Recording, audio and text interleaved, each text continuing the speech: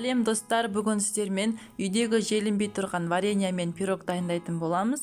Өте жұмсақ, дәмді болып шығады және бұл пирогты жасауға ешқандай миксер қажет емес.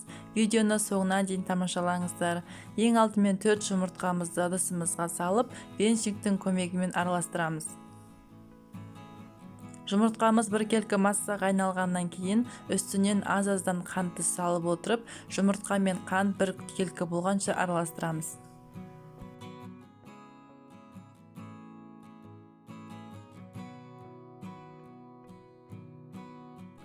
Сұйық майды құямыз. Тағы да жақсылап араластырамыз.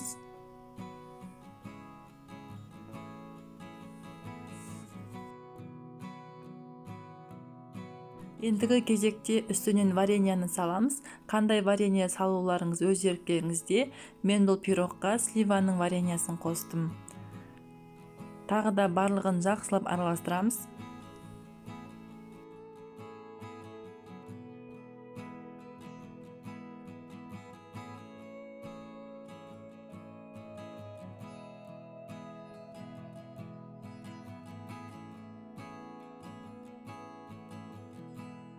Ендігі кезекте қою массаның үстіне ұнды салатын боламыз. Ұнды салмай тұрып алдын ала бір шай қасық қопсытқышымызды салып аламыз. Одан кейін ұнды аз-аздан салып отырып венчиктің көмегімен араластырамыз.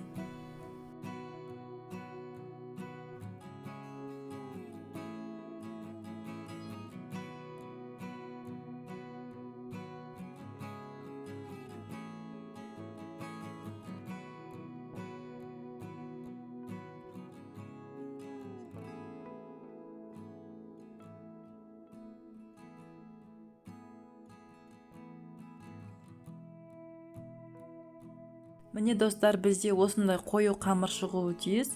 Енді осы қамырымызды арнайы формамызға құямыз. Дәл осы сәтте пешімізді 180 градуста қыздырып қоямыз.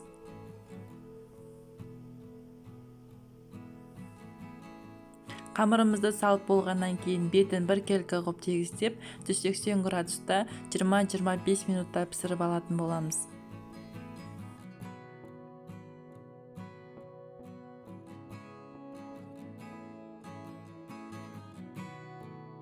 Міне біздің пирогымыз пісіп шықты. Бетіне қант ұнтағын сеуіп қойдым. Сеуу міндетті емес. Міне қазір мен сізге кесіп көрсетемін. Өте дәмді, жұп-жұмсақ болып шығады. Дәл осы рецептпен жасап көріңіздер. Егер де рецепт ұнаса, жақындарыңызбен бөлісіңіздер. Және де менің каналыма тіркеліп, қоңырау белгісін басып қоюды ұмытпаңыздар. Баршаңызға ас болсын.